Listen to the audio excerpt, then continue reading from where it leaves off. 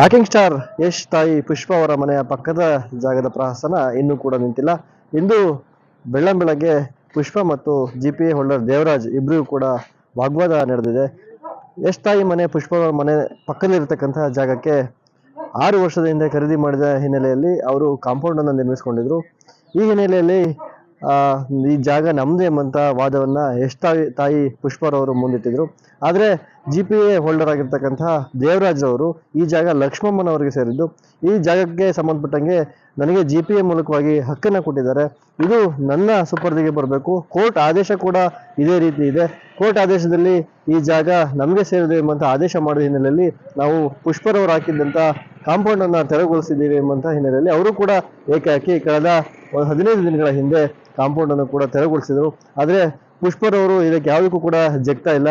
ಈಗ ಈ ಜಾಗವನ್ನ ನಾನು ಸಂಬಂಧಪಟ್ಟವರಿಂದ ಖರೀದಿ ಮಾಡಿದ್ದೀನಿ. ಈ ಜಾಗ ಕಾನೂನು ಪ್ರಕಾರವಾಗಿ ನಮ್ದೇ ಇದೆ. ಈ ಜಾಗಕ್ಕೆ ಸಂಬಂಧಪಟ್ಟಂತ ಎಲ್ಲ ದಾಖಲಾತಿಗಳನ್ನ ನನ್ನ ಹತ್ರ ಇದೆ. ನಾನು ಇದಕ್ಕೆ ಈಗಾಗಲೇ ನ್ಯಾಯಾಲಯಕ್ಕೂ ಕೂಡ ಈಗ ಒದಗಿಸಿದ್ದೀನಿ. ಇದಕ್ಕೆ ಸಂಬಂಧಪಟ್ಟಂಗೆ ಕೋರ್ಟ್ ಆದೇಶ ಕೂಡ ನಮ್ಮ ಪರವಾಗಿ ಬರುವಂತ ವಿಶ್ವಾಸವನ್ನು ನನಗೆ ಇದೆ. ಕೋರ್ಟ್ ಅಲ್ಲಿ ನ್ಯಾಯಾಲಯದಲ್ಲಿ ಈ ಪ್ರಕರಣ ಇರುವ ಮುಂಚಿತವಾಗಿನೇ ದೇವರಾಜ್ ಅವರು ರೌಡಿಸಮ್ ಮಾಡ್ತಿದ್ದಾರೆ. ಹಾಸನದಲ್ಲಿ ಸ್ಥಳೀಯರನ್ನ ಕರ್ಕೊಂಡ್ಬಂದು ಈ ಜಾಗ ನನಗೆ ಸೇರಿದೆ ಎಂಬಂತಹ ಜಾಗವನ್ನ ಒತ್ತುವರಿ ಮಾಡ್ಕೊಳ್ಳಿಕ್ಕೆ ಅವರು ಮುಂದಾಗಿದ್ದಾರೆ. ಅವರು ಏನು ಆದೇಶವನ್ನು ಕೋರ್ಟ್ ಆದೇಶದಂದ್ರೆ ಅದು ಸುಳ್ಳು ಆದೇಶ. ಈ ಜಾಗಕ್ಕಿರ್ತಕ್ಕಂಥ ಆದೇಶ ಅದಲ್ಲ, ಬದಲಿ ಜಾಗದಲ್ಲಿ ಇರ್ತಕ್ಕಂಥ ಆದೇಶವನ್ನ ತೆಗೆದುಕೊಂಡು ಬಂದು ನಮ್ಮ ಜಾಗಕ್ಕೆ ಅವರು ಅತಿಕ್ರಮವಾಗಿ ಪ್ರವೇಶವನ್ನು ಕೂಡ ಮಾಡಿದ್ದಾರೆ.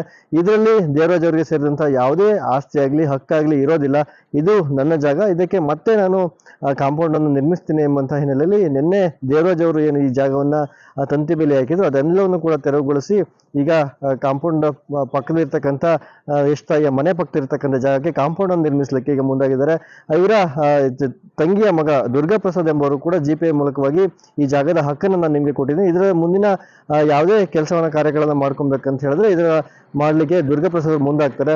ಇದು ನನಗೆ ಸೇರಿದಂತೆ ನಾನು ಹಾಸನದಲ್ಲಿ ಹುಟ್ಟಿರ್ತಕ್ಕಂಥ ಮಗಳು, ಯಾವುದೇ ಕಾರಣಕ್ಕೂ ನಾನು ಜಗ್ಗೋದಿಲ್ಲ, ಯಾರೇ ಬೆದರಿಕೆ ಆಗಿದ್ರು ಕೂಡ ನಾನು ಬಗ್ಗೋದಿಲ್ಲ ಎಂಬಂತಹ ದಿಟ್ಟ ಉತ್ತರವನ್ನ ದೇವರಾಜ್ ಅವರಿಗೆ ಕೊಟ್ಟಿದ್ದಾರೆ. ದೇವರಾಜ್ ಕೂಡ ಈಗ ಈ ಜಾಗ ನಂದು, ಈ ಜಾಗವನ್ನ ನಾನು ಕೋರ್ಟ್ ನಲ್ಲಿ ಪ್ರಶ್ನೆ ಮಾಡಿ ಮತ್ತೆ ಪಡೆದೇ ಪಡಿತೀನಿ ಎಂಬಂತ ಹಿನ್ನೆಲೆಯಲ್ಲಿ ಈಗ ಯಶ್ ಅವ್ರ ತಾಯಿಯವರ ಜೊತೆ ಮಾತಾಡ್ಕೊಂಡು ನಾನು ವಕೀಲರ ಮೂಲಕವಾಗಿ ಅವರಿಗೆ ನೋಟಿಸ್ ನೀಡುವ ಮೂಲಕವಾಗಿ ನಾನು ಹಾಕಿದಂತ ಬೋರ್ಡ್ ಅನ್ನ ಕಿತ್ತಿದ್ದಾರೆ ಮತ್ತು ನನ್ನ ಮೇಲೆ ಹಾಕಿದಂತ ನನ್ನ ಜಾಗಕ್ಕೆ ಸಂಬಂಧಪಟ್ಟಂತ ದಾಖಲಾತಿಗಳನ್ನ ಇವರು ಸರಿಯಾದ ರೀತಿಯಲ್ಲಿ ಒದಗಿಸ್ತಿಲ್ಲ ಎಂಬಂತ ಹಿನ್ನೆಲೆಯಲ್ಲಿ ಈಗ ನಾನು ನ್ಯಾಯಾಧೀಶರ ಮುಂದೆ ಈ ವಿಚಾರಗಳನ್ನೆಲ್ಲ ಪ್ರಸ್ತಾಪ ಮಾಡ್ತೇನೆ ಮತ್ತು ನ್ಯಾಯಾಲಯಕ್ಕೆ ಹೋಗಿ ಅಲ್ಲಿ ವಕೀಲರ ಮೂಲಕವಾಗಿ ಇವರಿಗೆ ಉತ್ತರವನ್ನು ಕೊಡ್ತೀನಿ ಎಂಬ ಹಿನ್ನೆಲೆಯಲ್ಲಿ ಇವತ್ತು ಜಾಗದಿಂದ ತೆರಳಿದ್ದಾರೆ.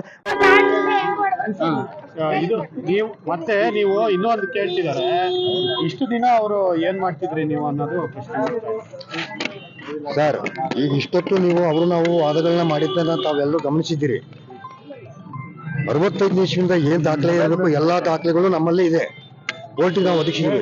ಇವರು ನಮ್ಮ ಮೇಲೆ ಕೋರ್ಟಿಗೆ ಮತ್ತೆ ಹೋಗಿದ್ದಾರೆ. ನಮ್ದು OS ಬೋರ್ಡ್ ಅನ್ನ ನಮ್ದೇ ಪ್ರಾಪರ್ಟಿ ಅಂತ ಅನ್ಬಿಟ್ಟು ಇಲ್ಲಿ ನಾವು ಬೋರ್ಡ್ ಅನ್ನ ನಾವು ನೆಟ್ಟಿದ್ದು, ಆ ಬೋರ್ಡ್ ಅನ್ನು ಕಿತ್ತಾಕಿದ್ದಾರೆ, ಉಲ್ಲಂಘನೆ ಮಾಡಿದ್ದಾರೆ. ಮತ್ತೆ ನಾವು ಫೆನ್ಸಿಂಗ್ ಮಾಡಿದ್ದು ಅದನ್ನು ಕಿತ್ತಾಕಿದ್ದಾರೆ.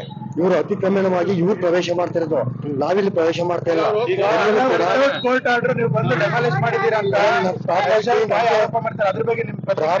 ನಮ್ದು ಪ್ರಾಪರ್ಟಿ ನಮ್ದು ಅಂತ ಕೋರ್ಟ್ ಆದೇಶ ಕೊಟ್ಟು ಆದ್ಮೇಲೆ ನಮ್ಮ ಜಾಗನ ನಾವು ಕ್ಲೀನ್ ಮಾಡಿರೋದು.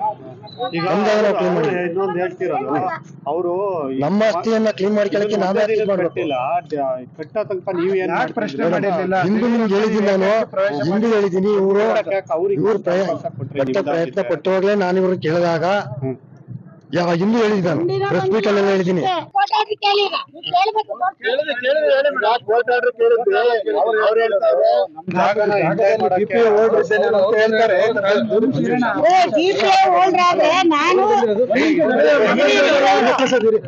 ಐದು ಕುಂಟೆ ಅವಂದು, ನಮ್ದು 40-60 ಸೈಟ್, ಅವ್ನು 5 ಕುಂಟೆ ಅಲ್ಲಿ, ನನ್ ಜಾಗ 40-60. ಇರಪ್ಪ 5 ಕುಂಟೆ ಜಾಗ ಅಂದ್ರೆ ಗೊತ್ತಲ್ರಿ ನಿಮ್ಗೆ ಎಷ್ಟಿರುತ್ರಿ. ಈಗ ಅವ್ನ ಎಲ್ಲಾದ ಕರೀರಿ, ಈಗ ಆಗ್ಬೇಕೀಗ ನಂಗೆ ಕ್ಲಿಯರ್ ಆಗ್ಬಿಡ್ಬೇಕು. ಇವತ್ತು ಏನ್ ದಿನ ಬರೋದು ರೌಡಿಸಮ್ ಮಾಡದ? ಅವ್ರ ಅಣ್ತಮ್ದಿರೆಲ್ಲ ಬರೋದು. ನೆನೆ ನಮ್ ಹುಡ್ಗನ್ ಜೊತೆ ಜಗಳಕ್ ಬಂದವ್ರಿ ಇಲ್ಲಿ, ಹುಡ್ಗನ್ ಜೊತೆ ಏನ್ ದಿನ ಇದೇ ಕತ್ತೇನೆ. ಯಶೋರ್ಮಲ್ ಒತ್ಲಿಸಿದಾರೆ ಎಲ್ಲ. ನಾನ್ GPA ಹೋಲ್ಡರ್ ಹಾಗಾಗಿ ಇಲ್ಲಿ ಬಂದಿದ್ದೆ ಅಂತ ಹೇಳ್ತಾರೆ. 6 ವರ್ಷ ಯಾಕೆ ಬರ್ಲಿಲ್ಲ? 6 ವರ್ಷ ಯಾಕೆ ಬರ್ಲಿಲ್ಲ? 6 ವರ್ಷ ನಾನ್ ತಗೊಂಡ್ ತೋರಿಸ್ತೀನಿ.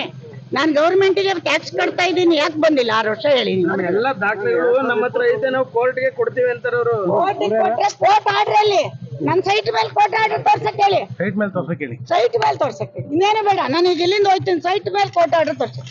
ಅಂದ್ರೆ ಈ ಅವ್ರು ಸೈಟ್ ಮೇಲೆ ಕೊಟ್ಟಿಲ್ಲ, ಯಾವ್ದೋ ತಗ ಬಂದಿರೋದು. ನಿಮ್ ಸರ್ವೆ ಯಾವ ಉದ್ದೇಶಕ್ಕೆ ಈ ಜಾಗ ನಮ್ ಸರ್ವೆ ನಂಬರ್ ಅಲ್ಲ ರೀ, ಉದ್ದೇಶ ನಾನು ತಿಳ್ಕೊಳಕ್ ನಾನು CID ಅಲ್ಲ. ಅವನಿಗೆ ಬಿಟ್ಟಿಬೇಕು, ಅವ್ನು ಎಲ್ಲಾರ್ದು ಹಿಂಗೆ ಮಾಡೋದಂತ. ಇಲ್ಲಿ PDO ನಟರಾಜ್ ಅಂತ ಒಬ್ಬ ಇವ್ರ ಹಿಂದೆ ಇದ್ದಾನೆ, ಅವ್ನು ಕ್ರಿಯೇಟ್ ಮಾಡಿ ಕೊಡೋದು ಇದೆಲ್ಲ. ನಾನು ಅದ್ರ ಮಾಹಿತಿ ತೆಗ್ದಿದ್ದೀನಿ, ಕೊಡ್ತೀನಿ, ಸರ್ಕಾರ ಕೊಡ್ತೀನಿ. ಅವ್ನ ಯಾರ PDO ನಟರಾಜು ಇದನ್ನ ಈ ಖಾತೆ ಮಾಡ್ಕೊಟ್ಟವ್, ನನಗೂ ಮಾಡವನೆ, ಒಮ್ಮಂಗೂ ಮಾಡವನೆ. ಅವನು ಈ ಬೌಂಡ್ರಿಲೆಲ್ಲ ಮುಂಚೆ ಕೆಲಸ ಮಾಡಿದ್ದವನಂತೆ. ಅವನು ಇವನು ಶಿಷ್ಯ.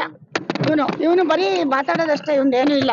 ಇಂಥವ್ರನ್ನ ಕ್ರಿಯೇಟ್ ಮಾಡಿ ಇಟ್ಕೊಂಡಿದ್ದಾನೆ. ಏನ್ ಮನೆ ಹತ್ರ ಬಂದಿದ್ರೆ ಮೇಡಮ್? ಏನ್ ನಿನ್ನೆ ಮೊನ್ನೆ ಎಲ್ಲ ಗಲಾಟೆರಿ. ನಿನ್ನೆ ಮೊನ್ನೆ ನಮ್ಮ ಹುಡುಗ ಇಲ್ಲಿ ಕೆಲಸ ಮಾಡಕ್ ಬಿಡ್ತಾ ಇಲ್ಲ.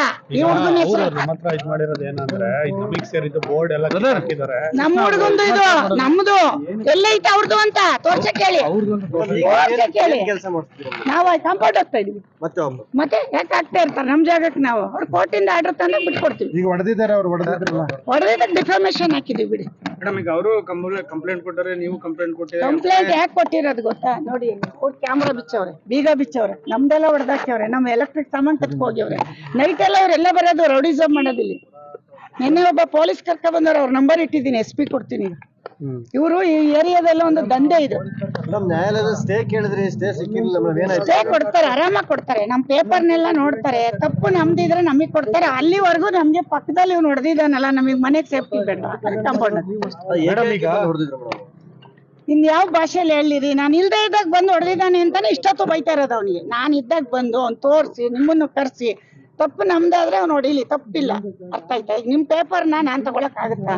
ಅವ್ನು ಎಲ್ರಿ ಹೋಗಿದ್ದ 6 ವರ್ಷ, ಯಶ್ ಅವ್ರ ಮೇಲೆ ಒತ್ಲಿಸ್ಕೊಂಡವ್ರೆ ಅಂತಾನಲ್ಲ. ಈಗ ನೋಡಿ, ಹಿಂದ್ಗಡೆ ಸೈಟ್ ಹಂಗೆ ಬಿದ್ದೈತೆ. ಮುಂದೆ ನೋಡ್ಬೇಕು ಯಾವ ರೀತಿಯಾದಂತಹ ಘಟನೆ ಇಲ್ಲಿ ನಡೆಯುತ್ತೆ, ಯಾರ ಪರವಾಗಿ ನ್ಯಾಯಾಲಯ ಆದೇಶವನ್ನು ಕೊಡುತ್ತೆ ಮತ್ತೊಂದು ಈಗ ಕುತೂಹಲಕಾರಿಯಾಗಿರ್ತಕ್ಕಂಥ ವಿಚಾರ. ಕೃಷ್ಣಮೂರ್ತಿ, ನ್ಯೂಸ್ 18 ಹಾಸನ. ನಿರ್ಭೀತ, ನಿಷ್ಪಕ್ಷಪಾತ, ವಿಶ್ವಾಸಾರ್ಹ ಸುದ್ದಿಗಳಿಗೆ ಮತ್ತೊಂದು ಹೆಸರಾಗಿರುವಂತ ನ್ಯೂಸ್ 18 ಕನ್ನಡ ಈಗ ಆಪ್ನಲ್ಲೂ ಲಭ್ಯವಿದೆ. ದಯವಿಟ್ಟು ಇಲ್ಲಿರುವ QR ಕೋಡ್ ಅನ್ನ ಸ್ಕ್ಯಾನ್ ಮಾಡಿಕೊಂಡು ಆಪ್ ಅನ್ನ ಡೌನ್ಲೋಡ್ ಮಾಡೋದಕ್ಕೆ ಮರಿಬೇಡಿ. ನಿಮ್ಮ ಬೆಂಬಲ ಹೀಗೆ ಸದಾ ನಮ್ಮೊಂದಿಗಿರಲಿ. ಧನ್ಯವಾದ.